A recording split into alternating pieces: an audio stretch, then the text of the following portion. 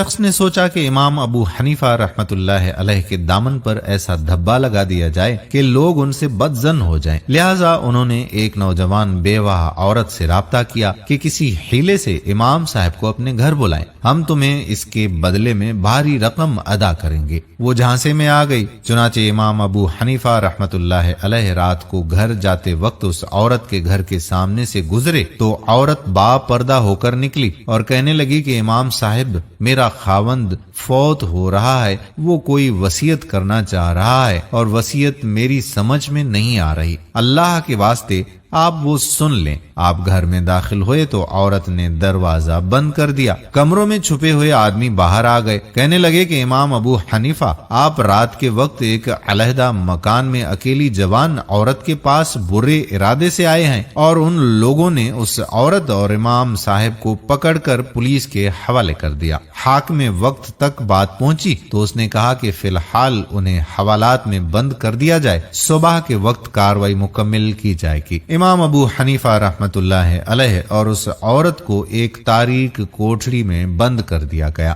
امام صاحب باوضو تھے، لہٰذا وہ نوافل پڑھنے میں مشغول ہو گئے۔ جب کافی دیر گزر گئی تو اس عورت کو اپنی غلطی کا احساس ہوا اور سوچنے لگی کہ میں نے اتنے پاک دامن شخص پر بہتان لگا دیا ہے۔ جب امام ابو حنیفہ رحمت اللہ علیہ نے نماز کا سلام پھیرا تو وہ عورت کہنے لگی کہ آپ مجھے معاف کر دیں۔ پھر اس نے ساری کہانی امام ابو حنیفہ کو سنا دی تو امام صاحب نے فرمایا کہ اچھا، اب جو ہونا تھا وہ تو ہو چکا، اب میں تجھے ایک تدبیر بتاتا ہوں تاکہ ہم اس مصیبت سے چھٹکارا حاصل کر سکیں۔ اس نے پوچھا کہ وہ کیسے؟ آپ نے فرمایا کہ تم اس پہرے دار کی منت سماجت کرو کہ لوگ مجھے اچانک پکڑ کر لے آئے ہیں، مجھے ایک ضروری کام سمیٹنے کے لیے گھر جانا ہے، تم میرے ساتھ چلو تاکہ وہ کام کر سکوں۔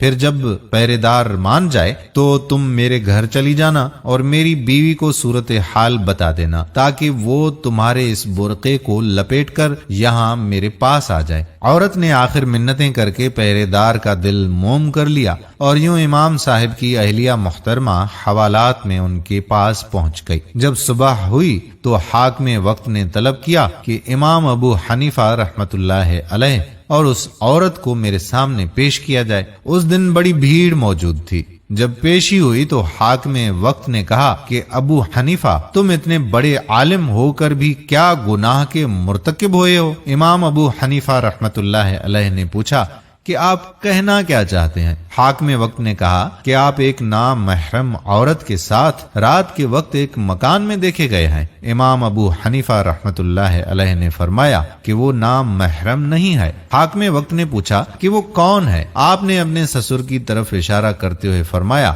کہ ان کو بلاؤ تاکہ وہ شناخت کریں۔ وہ آئے، انہوں نے دیکھا تو فرمانے لگے کہ یہ تو میری بیٹی ہے، میں نے فلاں مہینے میں ان کا نکاح امام ابو حنیفہ سے کروا دیا تھا۔ چنانچہ امام صاحب رحمت اللہ علیہ کی خداداد فہم سے حاسدین کی تدبیر کارگر ثابت نہ ہوئی اور ان کی سازش خاک میں مل گئی۔ دوستو، ہمارے ارد گرد بھی ایسے لوگ پائے جاتے ہیں جو ایسی سازشیں ہمیشہ کرتے رہتے ہیں۔ ایسے سازشیوں سے بچنے کے لیے عورت کے چنگل میں بالکل بھی نہ آئیں۔ امید کرتے ہیں کہ آپ کو ہماری آج کی یہ ویڈیو ہمیشہ کی طرح پسند آئی ہوگی۔ اگر ویڈیو پسند